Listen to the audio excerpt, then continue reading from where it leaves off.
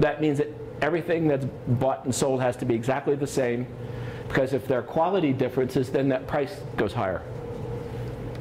Perfect information, people have to know, have perfect information about price and quality. And free entry and exit. Why free entry and exit? Because you see, if somebody starts to make higher profits, other firms can come in and compete. And if you can't make a profit because you're inefficient, you need to be able to get out. So that's the basic attributes of a competitive market. Let's test a hospital. Many small buyers and sellers. Are hospitals small or big? Both. But when they're small, well, let's take Philadelphia. Tell me a small hospital. Roxbury Memorial. Is it visible still? Oh no. In the suburbs? Roxbury Memorial? Yeah. Lansdale Hospital. Lansdale. That's where I work. Are there lots of them? Or are the small ones in a market niche? Or Abington Hospital. Okay. Well, yeah, actually it's part of a larger system. Okay. But there's no two hospitals, that's just Abington and Lansdale. Yeah. I worked at the smallest hospital in Pennsylvania, Bucknell Meadows. 9 beds. Wow. But it has 51 beds. Okay. Okay. Yeah. I mean, 2 ER beds. I guess it's down to actually 7 beds. How big's Fox? Fox Chase? Yeah. The bed's part, not, yeah. I'm not sure. Like 100? Yeah, it's not big. Yeah, 150. Are all hospitals the same? Big differences in what they offer in quality, yes? Do people have perfect information about hospital pricing and hospital quality? Consumers now. In fact, yeah, I got a PhD and I'm not sure I can understand hospital bill. They trust their health care provider. Yeah. Free entry and exit. Can you go in and compete with the University Hospital?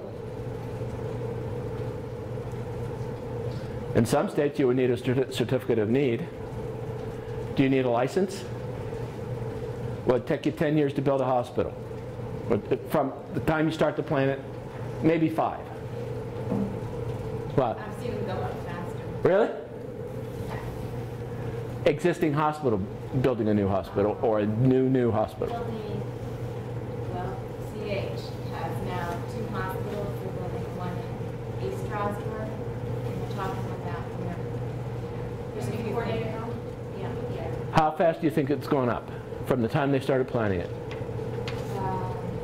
seen them on The first one, you can say the first one. the first one, less than 10 years. Okay.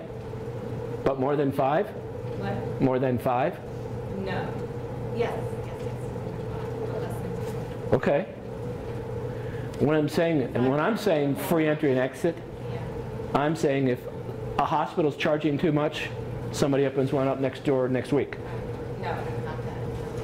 Okay? No, not like that. Yeah. Is the hospital market competitive? No. It flunks all of it.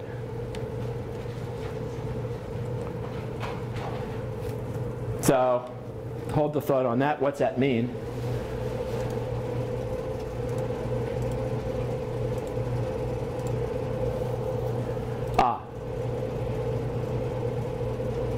No, I'll go past that.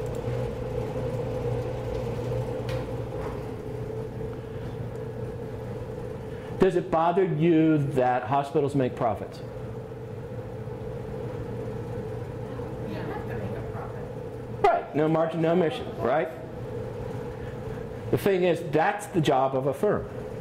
Does it bother you that health insurers make profits? Okay, but are they being bad by making profits like that? Yes. No, that's what their job is.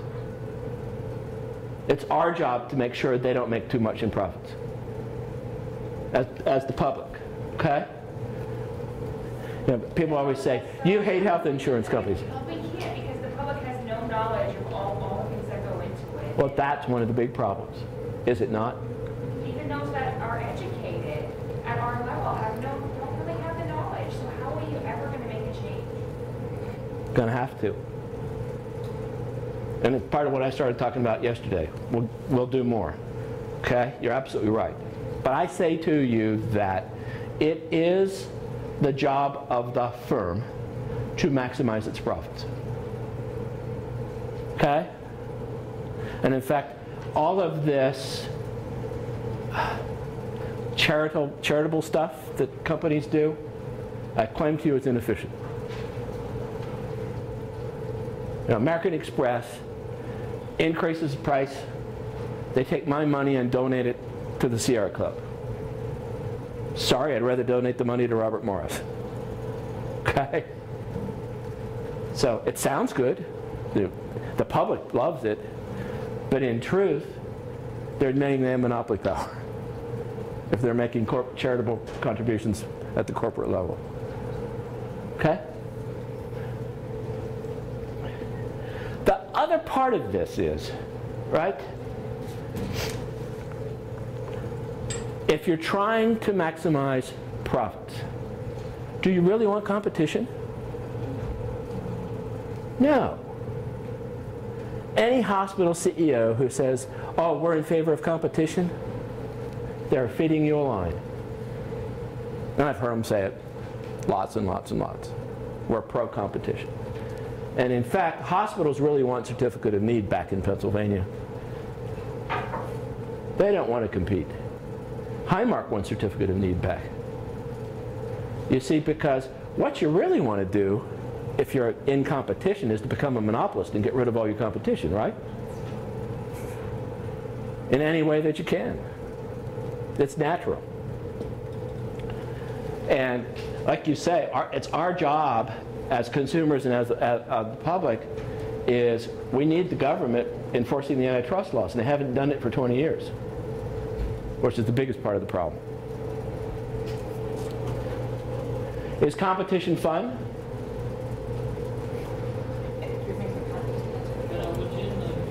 Not really. It means you could go out of business if you make a mistake, right? Competition is fun if you're the Steelers. It's not so much fun if you're the Pirates. Who won last night, by the way? Phillies. Phillies? Did the Brewers win? Yeah.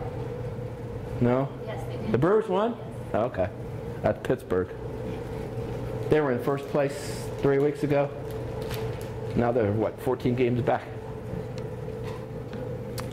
Okay. What's a natural monopoly? Utilities?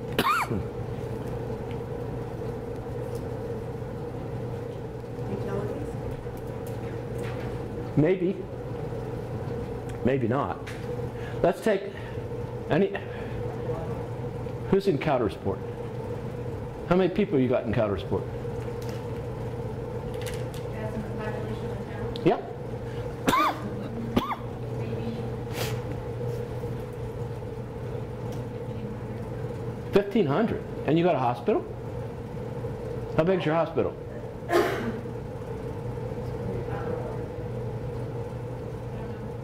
very small. I mean, they've lost a lot of their beds. Take a guess. Probably. We don't need to be precise. 60.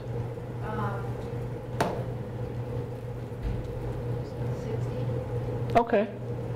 So you're like the only hospital in the county?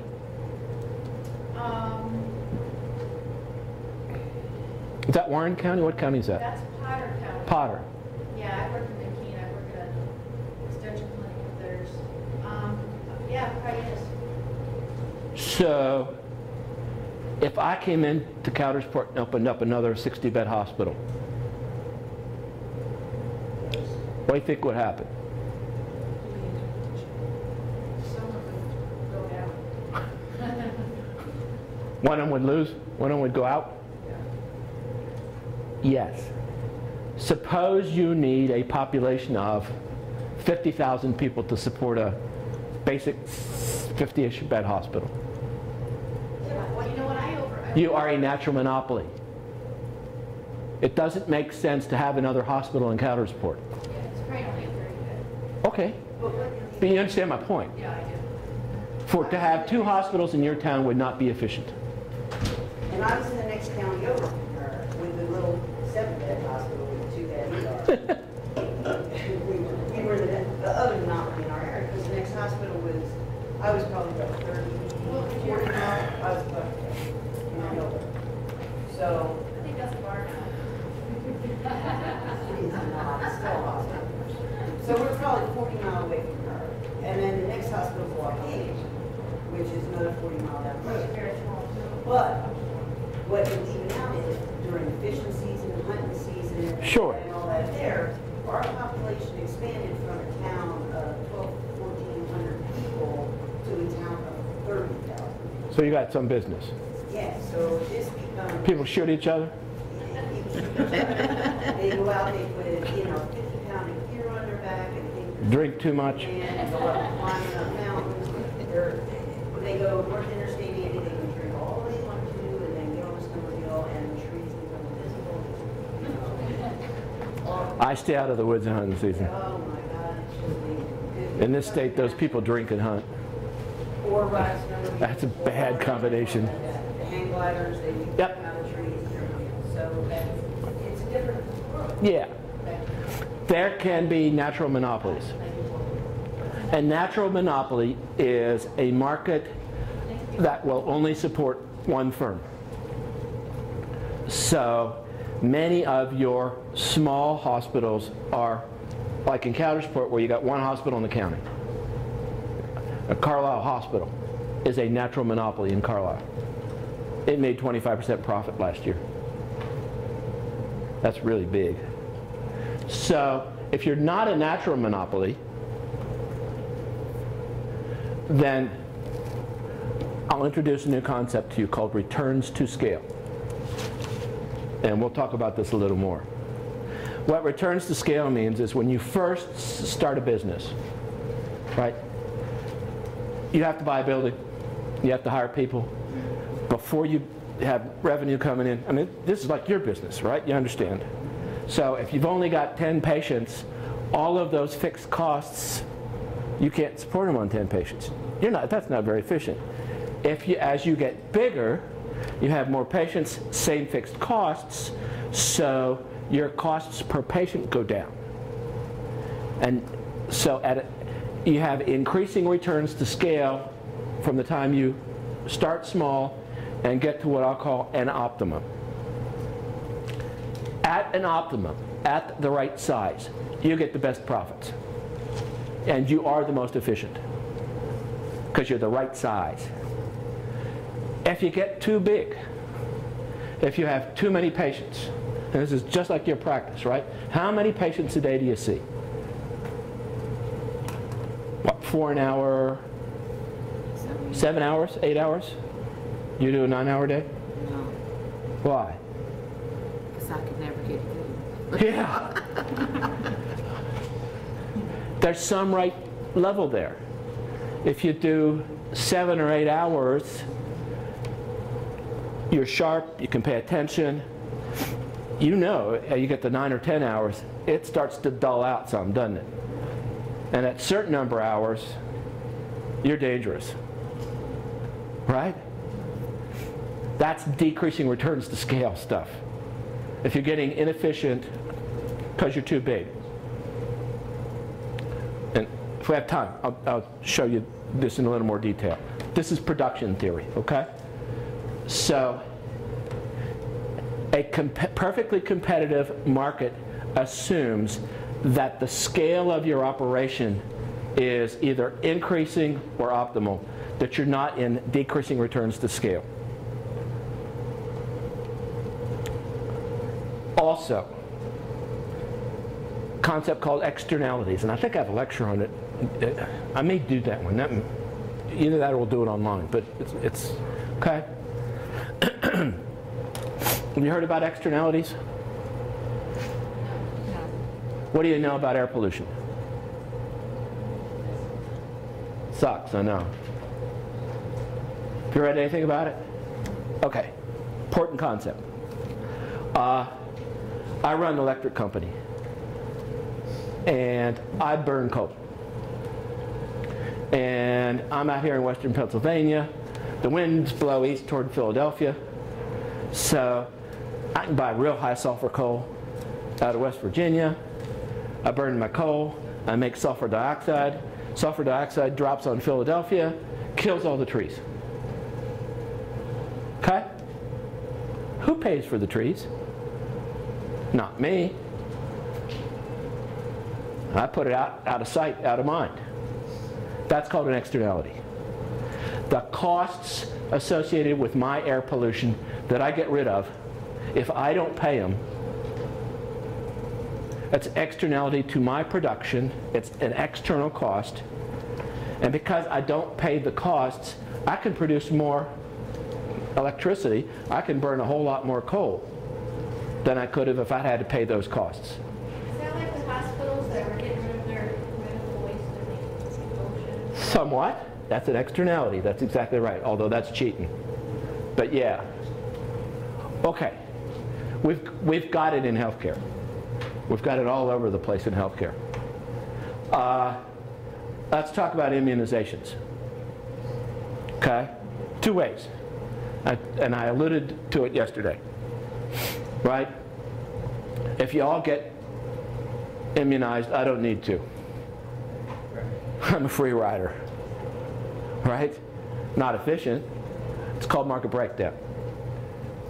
What I like every school kid in, let's say we're in Pittsburgh, right? What I like every school kid in Pittsburgh to be immunized. Yes. Right? Especially, right, if there's going to be, well, pick me something. That measles epidemics, what do we get? Whooping cough, right? Right? Especially if we got a whole lot of people on Medicaid, right? And if they all get complications, get treated, right? I'm paying for it. Do I want everybody healthy? I have an interest in having everybody healthy. My problem is there's no way for me to pay them to get immunized. That's an externality. Okay? Cheating is an externality, if you think about it. Or corruption.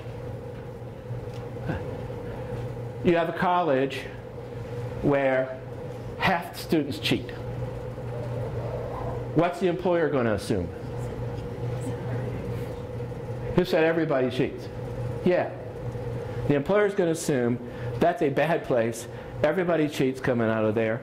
If I hire somebody from there, odds are at least 50-50 they're not going to know what they're talking about because they cheated their way through college. So I'm not hiring any of them. Now, you're a student in that college. That's an externality to you. Would you be better off if nobody cheated? Okay? But there's no way for you to get your colleagues not to do it, really. Okay? The problem with externalities is they break down markets. They destroy competition. You cannot have a competitive market if there are externalities involved. And so when I say they're all over the place in healthcare, these externalities break down healthcare as a market. You know one for sure. We're struggling with it. Patient safety. In fact, I'll give you another one even bigger. Waiting room time. Is that an externality? The time value, the money time value of the people waiting in the waiting rooms is not a cost to the hospital. So they can have as many people wait as they want. Same with the doctor, by the way. Therefore, it becomes very inefficient. It all breaks down. Maybe not because people will leave because of that. All right, but who leaves? Think about it. People who are healthy, the working patients. Uh-huh. I have walked out of ERs, doctor's offices. I will not wait more than 20 minutes in a doctor's office. But it's the people who are healthy who leave, because if you're really, really, really sick. No, if you're really, really, really sick, you may die there. I've walked out of a hospital ER and gone walked into another doctor's office. But the people who leave are the people who can't afford the time to sit there. Yeah, and you're right. The sickest people may stay, but they may not. You know, that is frustrating, because a lot of times, you know, you could say, I have gone into a practice before where the clinicians really do have control over how many they get booked. Like they purposely do that, and I don't. I'm certain. Right, and I'm one that I really like to run on time, because I get feeling overwhelmed if I'm not on time. Plus, I feel bad if I'm not on time, but I just like that. But, you Well, know, I consider it rude if you're not on time. You expect well, yeah, it's being disrespectful. Yeah. I should say. But Yeah. but the problem is that you can't always guarantee that, because say your person before, when they came in, they just happened to be a lot more ill than what they. and that surprises you. Well, what do you do? Book a half an hour for every. I mean, how do you not? I mean, there's sometimes. No, there is a distinct difference among providers in terms of how they handle that. But I claim to it, it's the externality that perpetrates the inefficient stuff. Okay?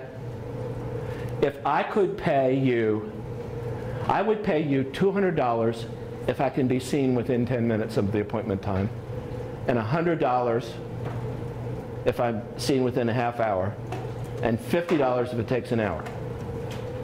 If I could do that, most doctors I know would see me within 10 minutes. Figure it out.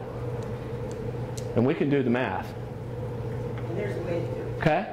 And there are ways to do it. My favorite story, I'll get you in a minute.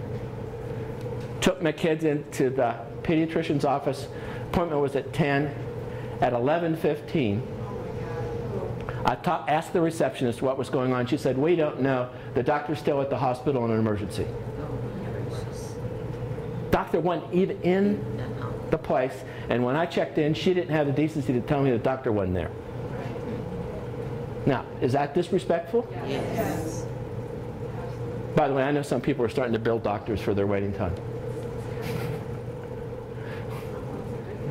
Yeah. Oh, Sharon's first. Okay, I'm sorry. Yes. There are like two things. One, about the waiting part, sometimes that part resident gives us half an hour for results and 1 hour for inpatient. But still, some patients think that they're there forever and they think 2 hours. Mm-hmm. Then the other patients. I don't think that the doctor should be punished for that. One. If it happens every day, I'm saying there are practices where it happens every day. And not only that, on top of it, look, do you ever text message? At what? Email me, text me, right? Put up a sign on the wall, waiting time, 30 minutes, 50 minutes when I go in. Huh? Just like Disney World. Yeah. Duke has started doing, George Washington Bridge in New York. Duke has started doing that in their offices. You can, it's a win. They let you know. What'd you say, Connie? Duke lets you know when you go to your doctor how much waiting time you have to do. And if you can't wait past a certain time, they'll reschedule you and reduce your costs at your next visit. That makes sense. Mm-hmm. That makes infinite sense. Yeah. Now, orthodontics doesn't have emergencies very much. Our kid's orthodontist, I've had 2 of them in there over 4 years. There has never, ever been a wait. Not once. And in fact, I've shown up early and they've taken them. Yeah. And those people make money. It's not like they're inefficient, losing money. Look at one thing. What? That's what I'm saying. You don't get the emergencies. All right? But if you've got enough patients, you know you get emergencies. Okay? It's not like it's a surprise that you get an emergency. So how do you handle an emergency to take care of your patients? And most of them don't.